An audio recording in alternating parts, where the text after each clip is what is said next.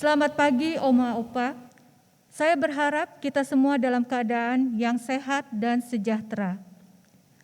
Pada bulan Oktober, gereja kita merayakan bulan keluarga dan kebaktian hari ini diberi tema Keluarga yang mencintai firman Tuhan.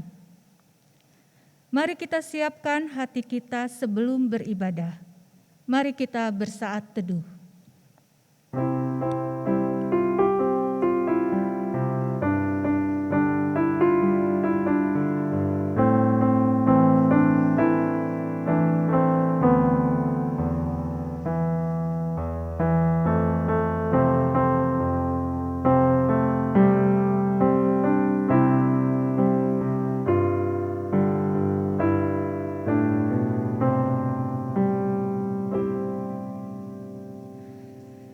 Bersukacitalah dalam Tuhan dan bersorak-soraklah, hai orang-orang benar. Bersorak-sorailah, hai orang-orang jujur. Oma Opa, mari kita memuji dan menyembah Allah yang akbar.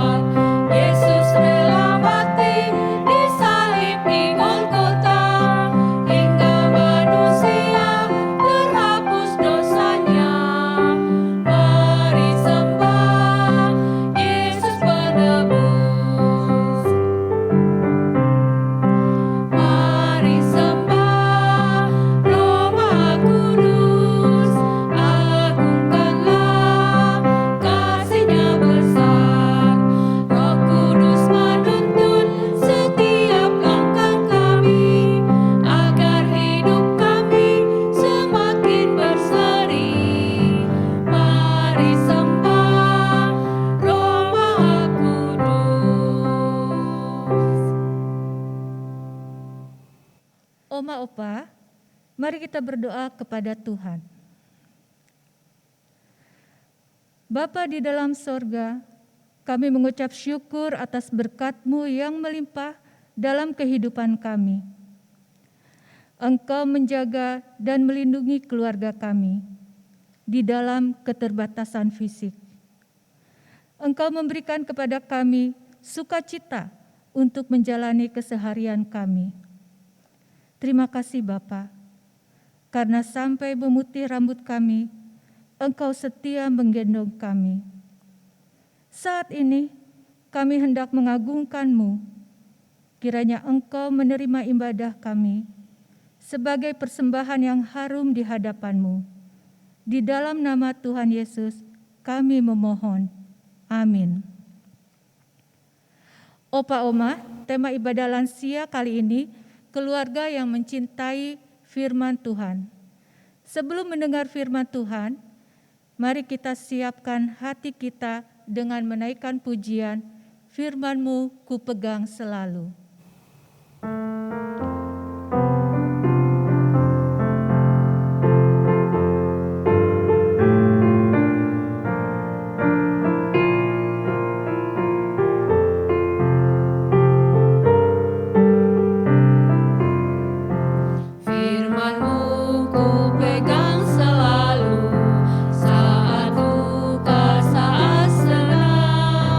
Jalan hidup yang akan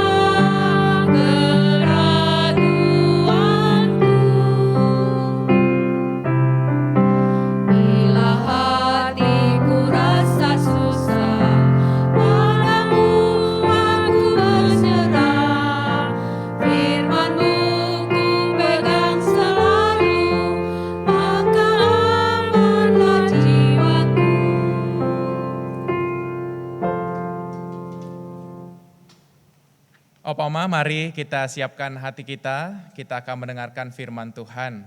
Mari kita berdoa. Bapa yang baik, yang kasih setianya tak pernah habis dalam kehidupan kami, yang kami rasakan selalu baru setiap pagi. Saat ini Bapa, kami bersyukur di tengah-tengah situasi pandemi yang masih kami hadapi, Engkau terus menuntun kami, menuntun keluarga kami, memberkati keluarga kami. Dan tuntunan-Mu kami rasakan juga saat ini ketika kami akan bersama-sama menggali kebenaran firman Tuhan. Ya Bapa dalam surga, biarlah firman yang kami dengarkan ini boleh menolong dan menopang kami, untuk kami boleh melewati hari-hari kami dalam berbagai tantangan yang kami hadapi bersama dengan keluarga kami. Bersamalah dengan kami ya Bapa, dan juga hamba-Mu yang akan mewartakannya. Di dalam nama Tuhan Yesus Kristus, firman yang hidup, kami berdoa. Amin. Opama yang terkasih dalam Tuhan Yesus Kristus, saya mengajak kita untuk membuka Alkitab, Ulangan pasal 6, Ulangan pasal 6 ayat 4 sampai 9. Ulangan pasal 6 ayat 4 sampai 9. Demikianlah firman Tuhan dikatakan, dengarlah hai orang Israel, Tuhan itu Allah kita, Tuhan itu Esa. Kasihilah Tuhan Allahmu dengan segenap hatimu dan dengan segenap jiwamu dan dengan segenap kekuatanmu. Apa yang kuperintahkan kepadamu pada hari ini, haruslah engkau perhatikan. Haruslah engkau mengajarkannya berulang-ulang kepada anak-anakmu dan membicarakannya apabila engkau duduk di rumahmu, apabila engkau sedang dalam perjalanan, apabila engkau berbaring, dan apabila engkau bangun. Haruslah juga engkau mengikatkannya sebagai tanda pada tanganmu, dan haruslah itu menjadi lambang di dahimu, dan haruslah engkau menuliskannya pada tiang pintu rumahmu dan pada pintu gerbangmu. Opama demikianlah firman Tuhan, yang berbahagia kita yang mendengarkan dan yang memeliharanya. Opama tema kebaktian hari ini seperti yang disampaikan oleh Penatua Deria, yaitu keluarga. Keluarga yang mencintai firman Tuhan. Mengawali perenungan ini, Opama, saya membagikan satu kisah nyata. Alkisah ada seorang gadis berusia 10 tahun yang tinggal di kota Wales, Inggris, yang bernama Mary Jones. Mary Jones yang kecil ini punya cita-cita, Opama. Yang pertama, dia ingin sekali membaca. Dan betul saja ketika ia punya kerinduan mau membaca, tidak lama kemudian didirikanlah sebuah sekolah yang jaraknya 3 km dari rumahnya. Sehingga dia bisa bersekolah dan dia bisa belajar membaca. Lalu yang kedua, apa harapannya, apa cita-citanya? Cita-citanya adalah ia ingin membaca Alkitab. Dia ingin membaca Alkitab. Jadi sejak kecil memang dia senang mendengarkan cerita sekolah minggu. Dan dia ingin sekali punya Alkitab. Dia ingin sekali membaca Alkitabnya sendiri. Namun Opama, untuk memiliki Alkitab bukan hal yang mudah. Pada masa Mary Jones, tidak semua orang memiliki Alkitab. Alkitab hanya dimiliki oleh kaum tertentu, khususnya rohaniwan. Kenapa? Karena Alkitab sangat mahal. Sementara Mary Jones hanyalah seorang anak tukang jahit. Mary Jones hanya anak tukang jahit. Meskipun demikian Opama, di tengah-tengah keterbatasannya, Mary Jones tetap semangat untuk menggapai cita-citanya, yaitu untuk membeli Alkitab. Bagaimana caranya? Dia kemudian memelihara ayam. Memelihara ayam, dan ketika ayamnya bertelur, maka telurnya dijual. Dia juga kemudian menjual kayu bakar. Dia juga kemudian mengasuh anak-anak tetangga. Oleh karena itu dia dapat uang. Dan uang itu ditabung. Ditabung selama 6 tahun. Baru dia dapat membeli Alkitab. Nah, Opama terkasih, ketika uangnya sudah cukup, ia kemudian pergi ke sebuah kota. Ke kota Bala yang jaraknya 40 km dari kediamannya. Ya, kurang lebih dari sini sampai ke Cikarang kalau lihat Google Maps. Dan tidak pakai mobil, berjalan kaki. Bayangkan dari sini sampai Cikarang berjalan kaki, luar biasa. tetapi ia lakukan untuk apa? Mendapatkan Alkitab. Kemudian dia berjumpa dengan seorang pendeta yang menjual Alkitab pada kota Bala bernama pendeta Charles. Namun ketika ia berbicara dengan pendeta Charles, mengutarakan keinginannya ingin membeli Alkitab dengan uang yang sudah ditabung 6 tahun itu, ada kabar yang tidak menyenangkan. Pendeta Charles berkata, Mary, hanya tersisa 3 Alkitab di sini, tapi 3-tiganya sudah dipesan oleh orang. Akhirnya Mary yang kecil ini menangis, aduh udah nabung 6 tahun, udah jalan 40 kilometer, masih juga belum bisa mendapatkan apa yang dia cita-citakan, yaitu mendapatkan Alkitab. Akhirnya pendeta Charles pun merasa kasihan, pendeta Charles menghubungi seorang calon pembeli agar Alkitab itu bisa dibeli oleh Mary saja. Akhirnya pendeta berhasil membujuk calon pembeli, dan dia mau menunggu beberapa bulan lagi dan akhirnya pengorbanan Mary tidak sia-sia. Mary Jones berhasil mendapatkan Alkitab. Nah, sesuai yang terkasih Opa Oma, melalui kisah Mary Jones ini, pendeta Charles kemudian berpikir, pasti ada banyak Mary Jones di Inggris. Dan akhirnya dalam pertemuan rohaniwan, ia menyampaikan pengalaman Mary Jones dan mengusulkan untuk mendirikan percetakan Alkitab. Akhirnya tahun 1804 didirikanlah sebuah lembaga Alkitab pertama di dunia. Kemudian menyusul lembaga-lembaga Alkitab di negara-negara lain termasuk negara kita, Indonesia. Dengan Lembaga Alkitab Indonesia, LAI, yang didirikan tahun 9 Februari 1954. Opa Oma yang terkasih dalam Tuhan Yesus Kristus, itulah kisah Mary Jones. Kisah gadis cilik yang merindukan punya Alkitab di tengah-tengah kesulitan dan keterbatasan untuk dapat memiliki Alkitab karena langka dan harganya sangat mahal.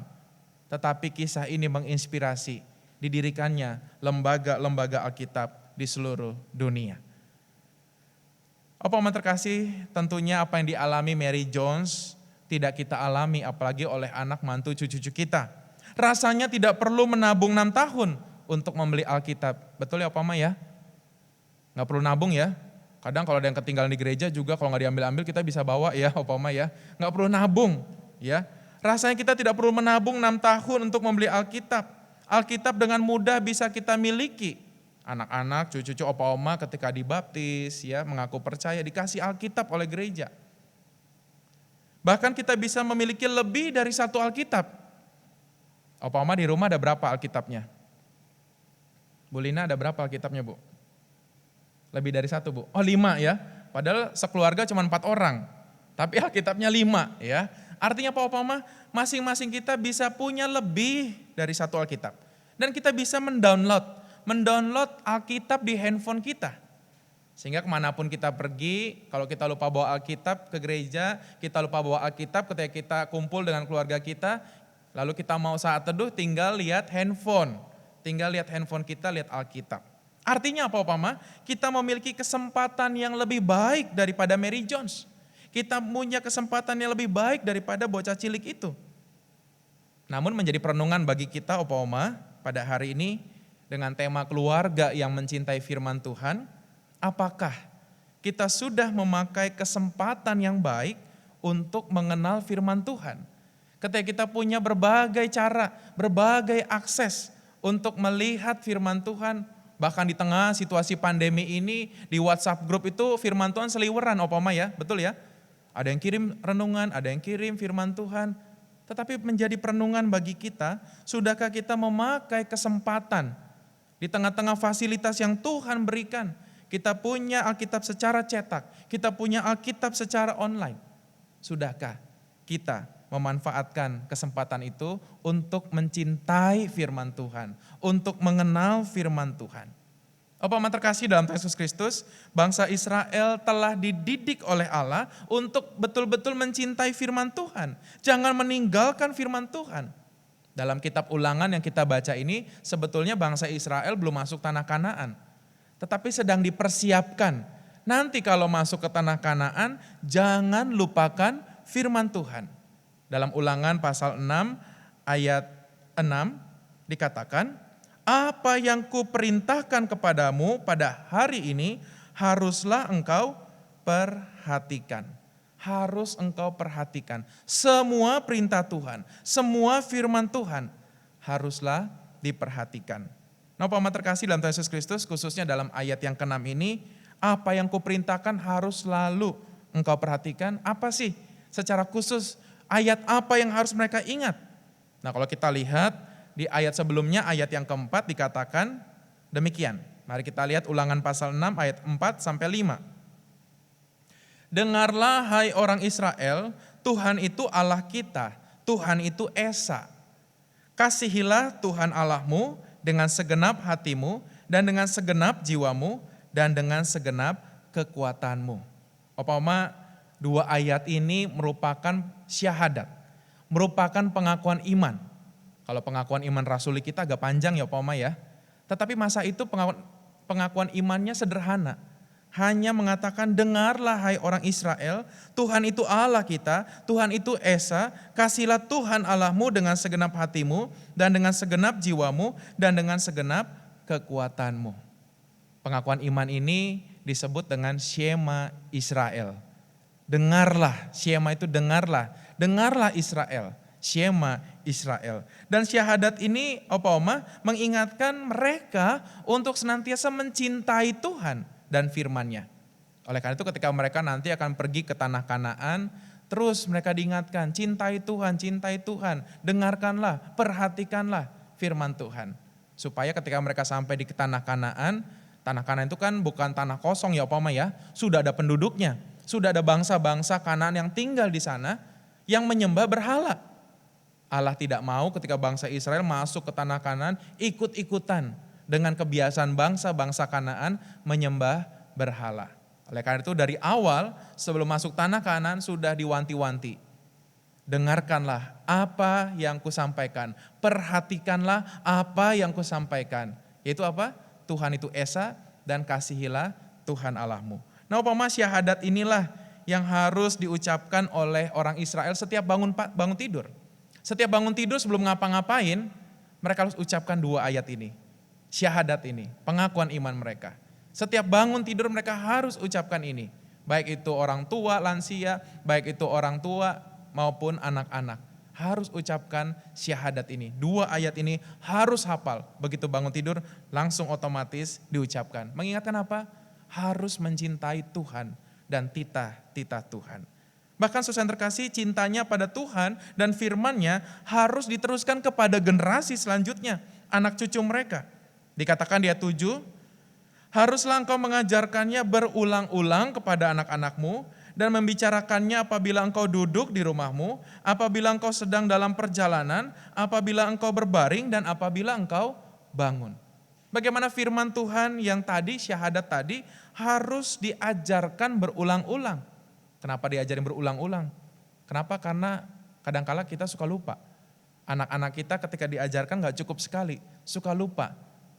Harus diajarkan berulang-ulang.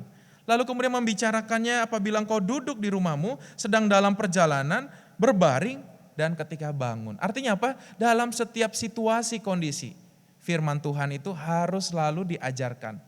Bagaimana caranya Pak kalau zaman sekarang? Apakah saya harus hafalin semua ayat-ayat ini, lalu ngomongin ayat-ayat ini pada cucu saya, pada anak-anak saya? Umpama terkasih, firman Tuhan itu bisa diparafrase.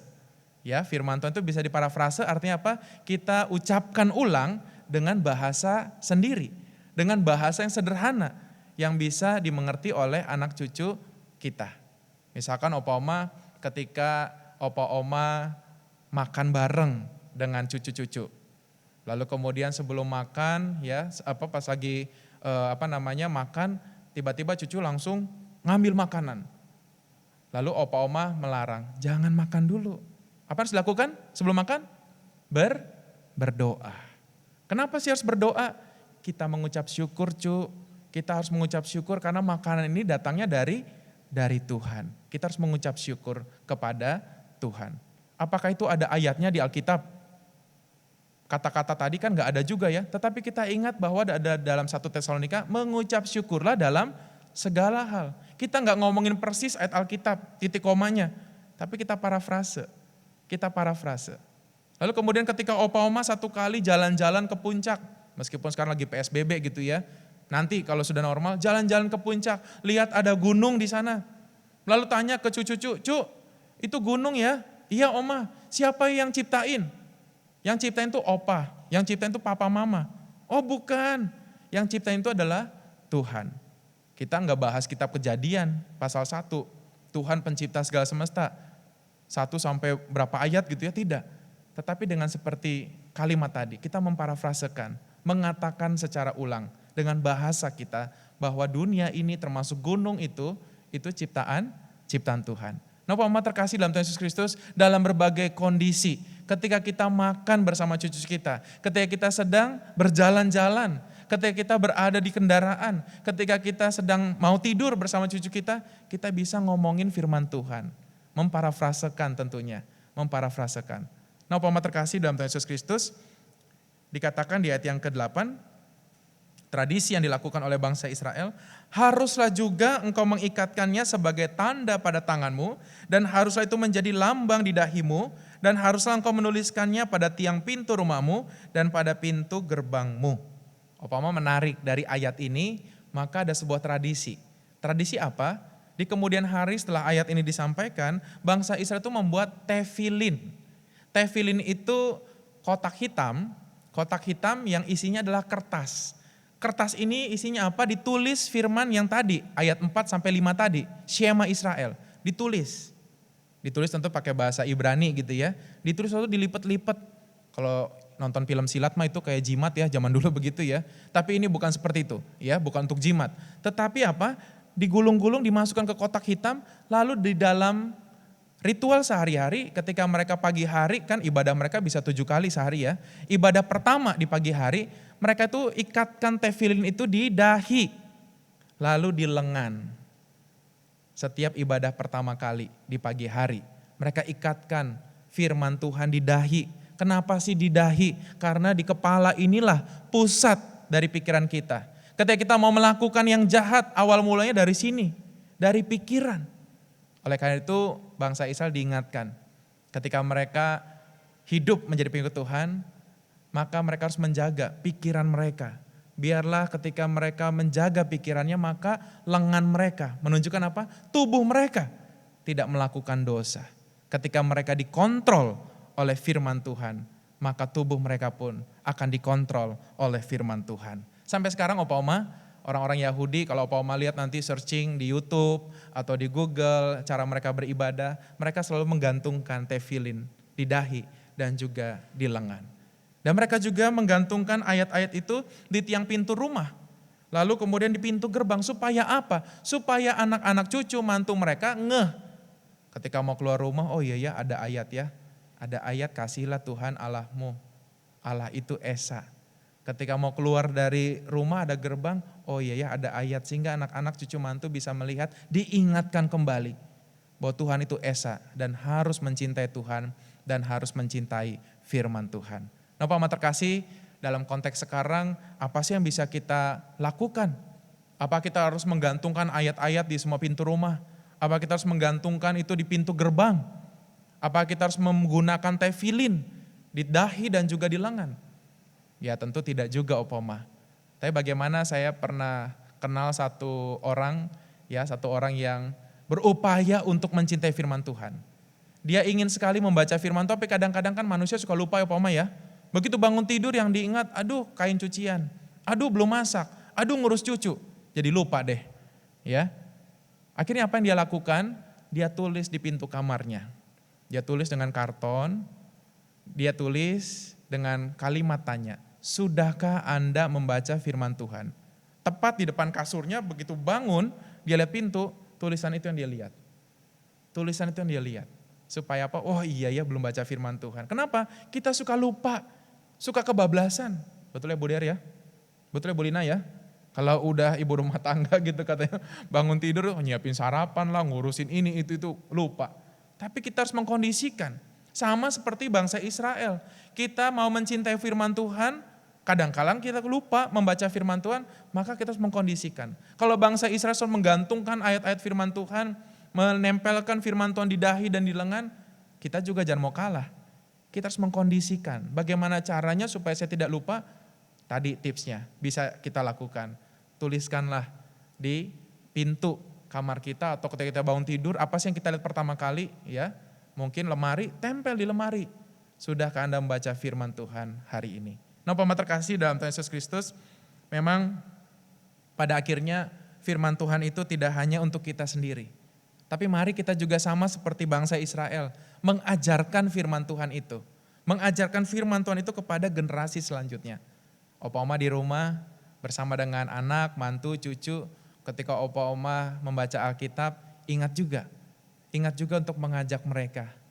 Ingat juga untuk mengajak mereka untuk berdoa bersama sebelum beraktivitas.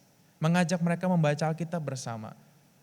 Tuhan memfasilitasi kita dengan Alkitab. Ada di handphone. Tuhan memfasilitasi kita melalui kepaduri. Ada renungan wasiat, ada renungan kidi, teens, youth, dan lain sebagainya. Tuhan memfasilitasi kita. Tidak sama seperti bangsa Israel. Belum punya Alkitab. Mary Jones juga sulit mendapat Alkitab. Kita punya banyak akses. Oleh itu mari, ketika kita mau belajar untuk mencintai firman Tuhan, kita juga mau tularkan cinta kita kepada firman Tuhan, kepada generasi selanjutnya, kepada anak, mantu, cucu, opa oma di rumah. Ataupun juga di luar rumah, kita bisa ingatkan lewat WhatsApp. Kita bisa kirim renungan-renungan kepada anak, mantu, cucu kita.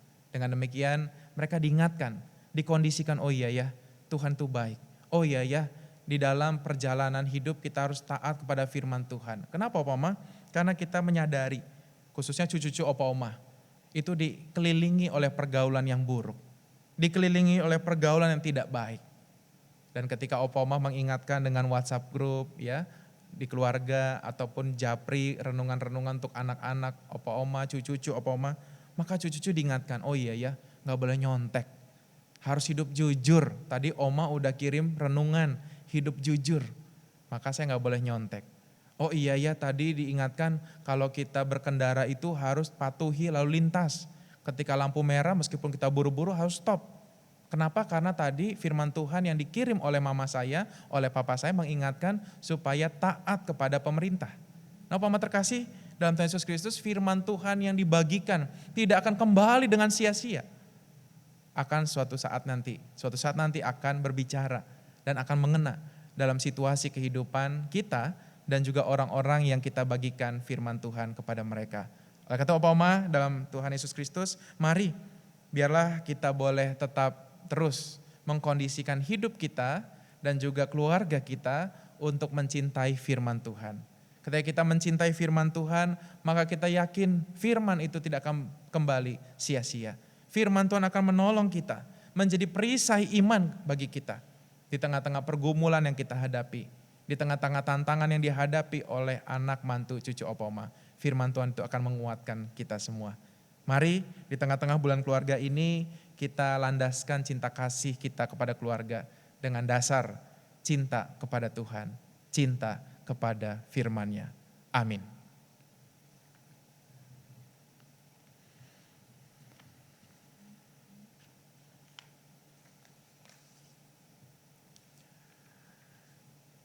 Opa Oma, kita akan masuk di dalam doa syafaat. Mari kita berdoa. Bapa di dalam surga, dalam syafaat kami berdoa untuk para misionaris di daerah-daerah, di pedalaman-pedalaman yang berupaya untuk memperkenalkan firman Tuhan kepada mereka yang belum mempunyai keyakinan. Kami berdoa juga Tuhan bagi para misionaris yang diutus ke daerah-daerah untuk menerjemahkan Alkitab di dalam bahasa daerah penduduk yang mereka layani. Tuhan, biarlah ketika saudara kami yang masih belum punya Alkitab dalam bahasa daerah mereka, Tuhan juga yang boleh menolong Lembaga Alkitab Indonesia dan juga mitranya, sehingga semua daerah di Indonesia, bahkan juga daerah-daerah yang ada di pelosok-pelosok dan juga di daerah-daerah yang ada di luar negeri, mereka juga boleh mengenal firman Tuhan di dalam bahasa asli mereka, sehingga mereka boleh belajar untuk mencintai firman Tuhan.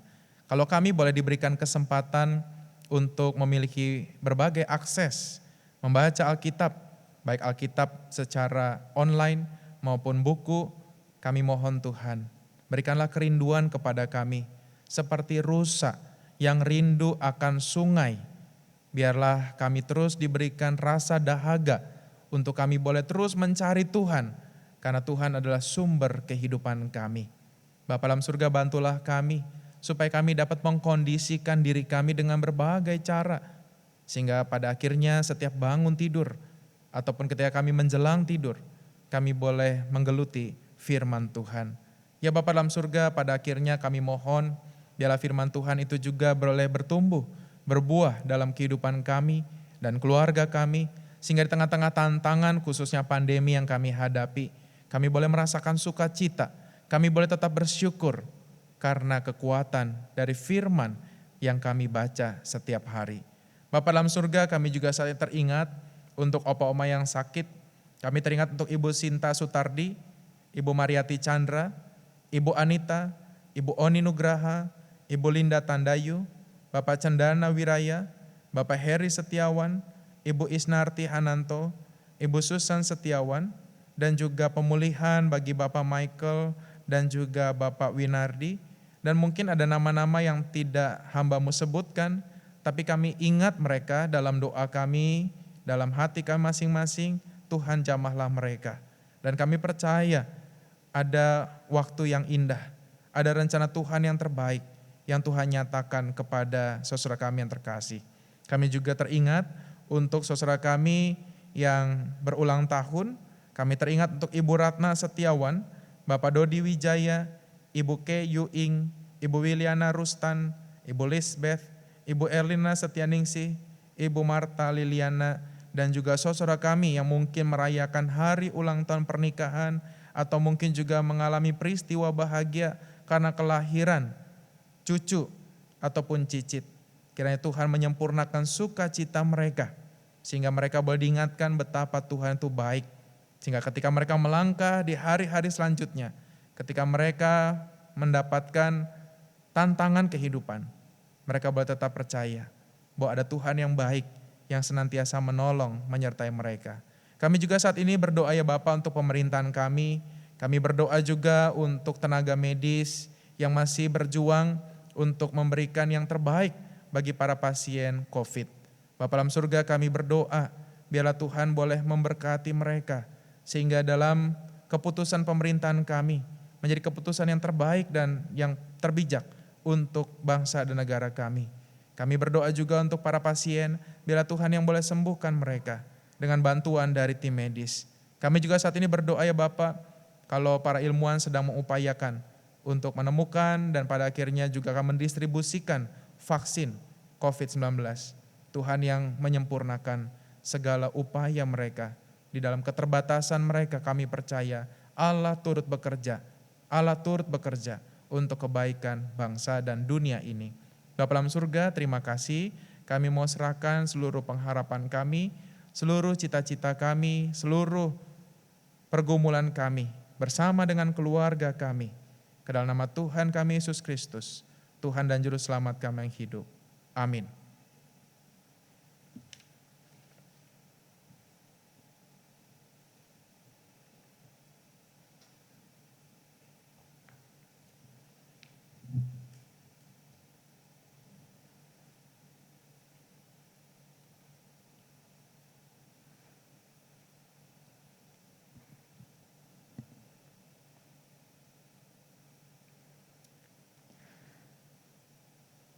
Opa Oma, mari kita memberikan persembahan syukur kita kepada Tuhan. Opa Oma dapat menyerahkan persembahan dengan 3 cara. Pertama, mentransfer ke rekening BCA dengan nomor rekening 198310544 atas nama Gereja Kristen Indonesia. Kedua, dengan scanning QR Code melalui OVO, GoPay, Link, dan BCA Mobile. Ketiga, menyerahkannya ke tata usaha pada jam kerja dengan membubuhkan nama atau nomor anggota dan jumlah persembahan di amplop.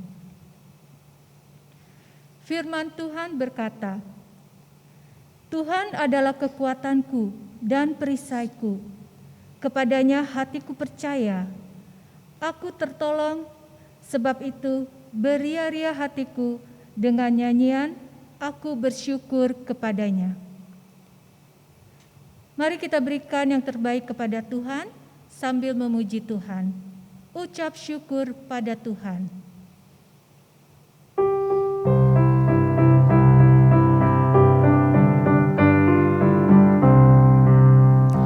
Ucap syukur pada Tuhan karena kita diselamatkan oleh-Nya.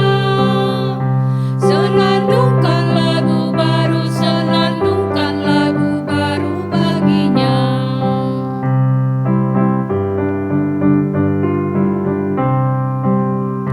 Nyanyikanlah dengan riang karena kasih setia Tuhan, nyanyilah.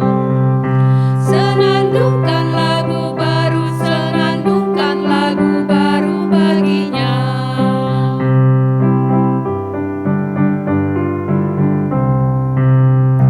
Muliakan nama Tuhan karena kuasa-Nya abadi, muliakan. Senandungkan lagu baru, senandungkan lagu baru bagi-Nya. Opa Oma yang terkasih, mari kita berdoa. Bapa di dalam surga, sumber segala kurnia, kami mengucapkan syukur atas berkat-Mu yang melimpah dalam kehidupan keluarga kami. Saat ini kami membawa persembahan syukur kami.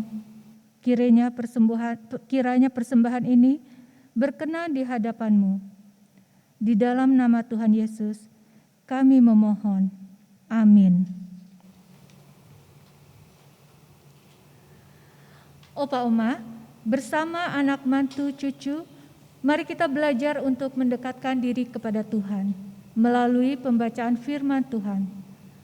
Teruslah bertumbuh bersama keluarga, sebab kita adalah keluarga.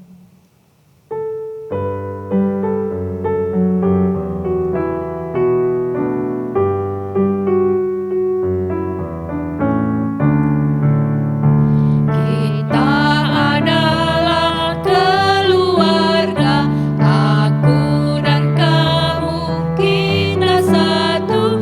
Kita tak ada yang sempurna, Tuhan yang sempurnakan kita. Lepaskan egomu, lunakkanlah hatimu. Hargailah kelemahannya, lihatlah kekuatannya. Kita adalah keluarga, aku dan kamu, kita satu. Kita tak ada yang sempurna, Tuhan yang sempurnakan kita.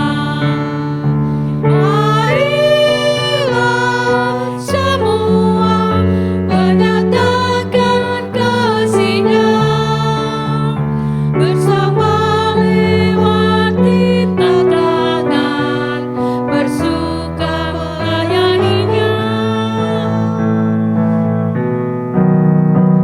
Kita adalah keluarga, berbeda tapi kita satu, bersaksi atas anugerah-Nya, mewartakan cinta kasih-Nya. Opa Oma, arahkanlah hatimu kepada Tuhan dan terimalah berkat Tuhan.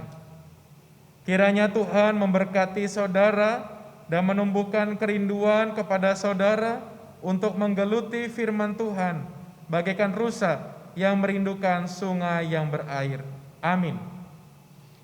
Bapa, terima kasih.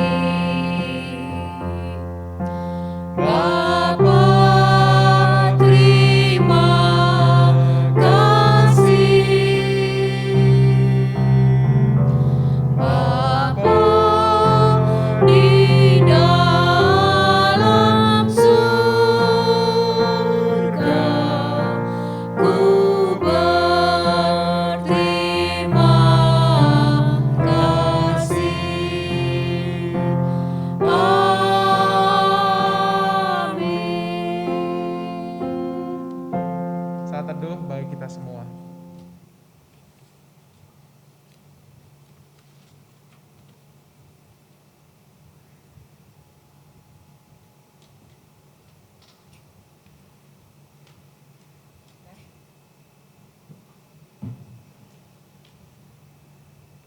Opa Uma, ibadah kita sudah selesai.